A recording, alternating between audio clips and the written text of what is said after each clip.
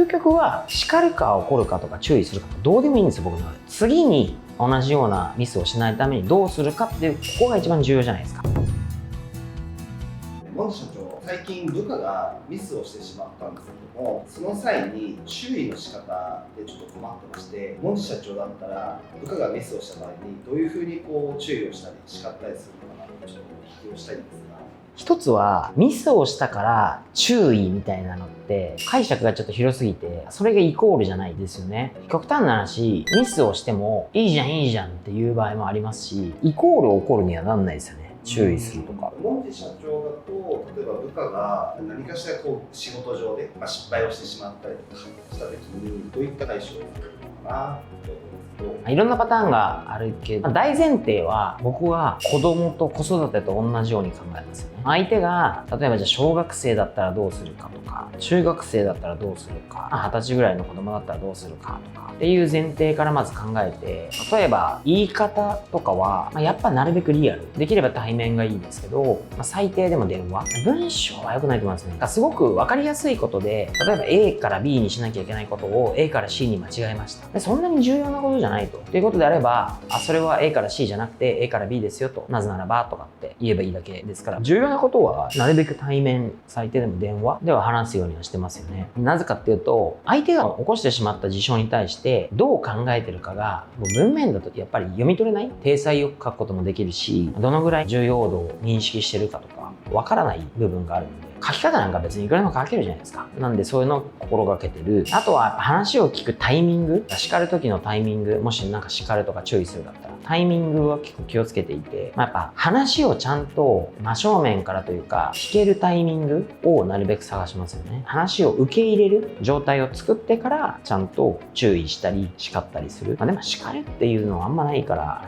注意するというか。もう一つのポイントは、僕は結構大事にしてるのはオンとオフみたいなのを大事にしていて、例えば自分が現場行った時にリーダーとして行きました。一緒に行った人がいます。物を運んでる最中とか現場の時はすごく厳しいです。なぜならばフォローしてる時間もないし、お客様も前に行って荷物も運んでますし、ちょっと冷たくというか、人によってはそう聞こえちゃうかもしれないですけど、あれやってこれやってこれはこうしてそうじゃないこうみたいなのはありますけど、例えばそれが作業が終わって車に乗った瞬間に、さっき厳しくしてたのとは嘘でしょって思うぐらいなんか明るくなって、これ僕の中でオフなんですよ。ごめんさっきちょっときつく言っちゃってみたいな、きつく言ってたらごめん、あれはねこういうことでこういうことなんだよねみたいなこれ結構重要で、やっぱミスをした本人とかからすると、ミスしちゃったと、大なり小なり思ってる中で、車の中もオフになったのに気まずいとやっぱ言えないじゃないですか。本当に反省したとしてもやっぱ言う機会がないんで、だからやっぱ車の中とかを自分の中でそのオフの時はもう全然、あれさっき怒ってなかったっけっていうぐらい変えてコミュニケーションを取ることは心がけてたのと、あともう一つは人ではなくてやっぱことにフォーカスするっていうことを心がける。大体みんなあの人はとか、もちろん傾向とか性格もあるから、そうなりがちなところもあるんですけど、その人と話す時はあなたはこれだからいつもダメなんだとか、あなたはどうせこういう人だからって本人に向かって絶対言わないですよね。あなたがしてしまったことについてやっぱフォーカスして喋る。そうじゃないとやっぱりもう何を言っても聞いてくれなくなっちゃうんで、ですからポイントはそうですね、僕は結構子供と同じような感覚で、子育てと似てる感覚で話す、気をつける。2つ目はオンとオフ、このコミュニケーションでやっぱりちゃんと気をつける。で3つ目は人ではなくちゃんとことにフォーカスすることを心がける。究極は叱るか怒るかとか注意するかとかどうでもいいんですよ、僕の中で。結局今回してしまったことをちゃんと振り返って次に同じようなミスをしないためにどうするかっていう、ここが一番重要じゃないですか。次が重要なわけですよ。だってもうやっちゃったし、時間戻れないし。だから必ず最後、次にどうするかっていうことだけにフォーカス、最終的にはさせないといけないんですよね。注意するとか、叱るとか、怒るとかっていう時の全部目的は、次にどうなってもらいたいか、この先どうなってもらいたいかが目的だから、良くするための目的なんで、そのためにどういう言い方、タイミングとかが重要かってことを考えて、究極は相手によって設定しますよね。例えばなんですけど、一回部下が何かしら失敗をしました。それに対して何かアドバイスであったりとか、次こうしていこうよっていう話をしたんだけれども、また同じ部下が同じような失敗をしました。本人にヒアリングしたら一応反省はしてますというものの、また同じことをしてしまった時にどう声かけをしていいのかなみたいな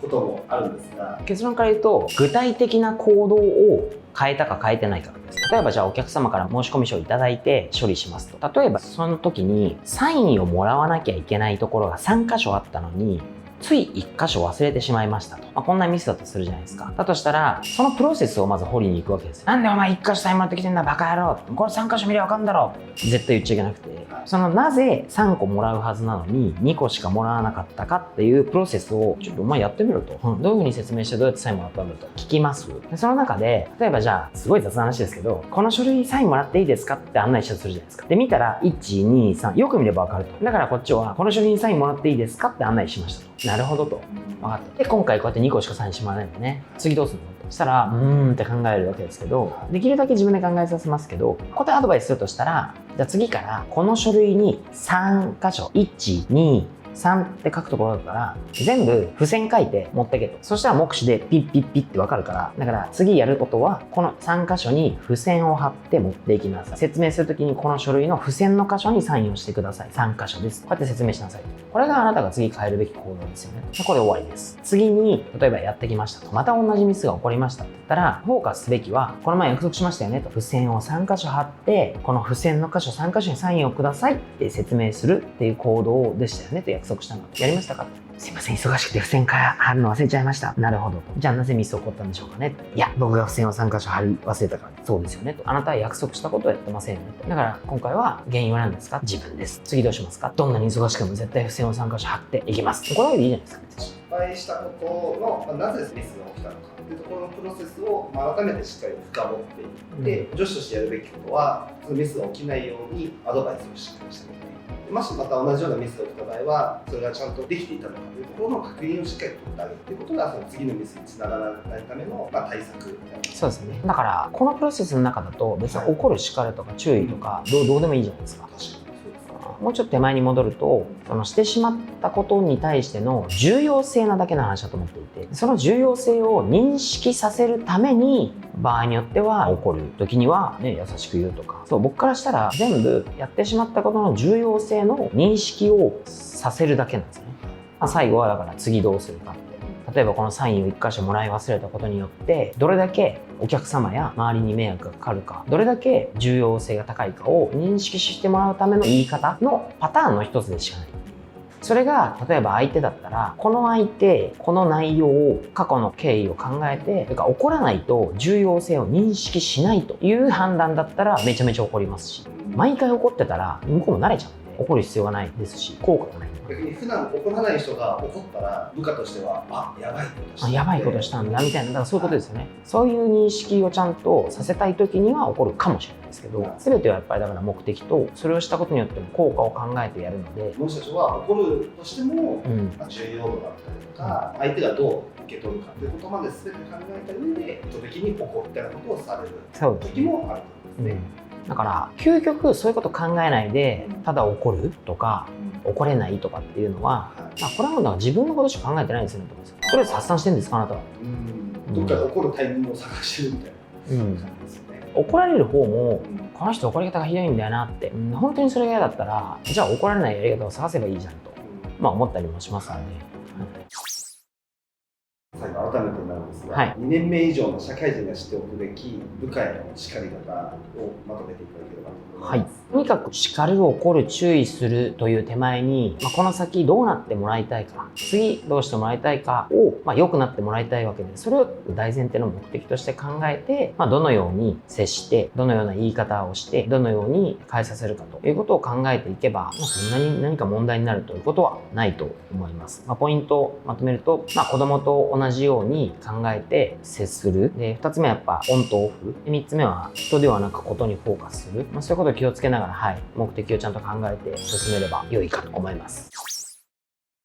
このチャンネルでは現場の様子、研修、会社でのイベント、そしてビジネスに役立ちそうな知識など様々な動画を配信しておりますので、よろしければチャンネル登録をお願いいたします。そして最後にこの動画にもぜひいいねを押してくれたら嬉しいです。ありがとうございました。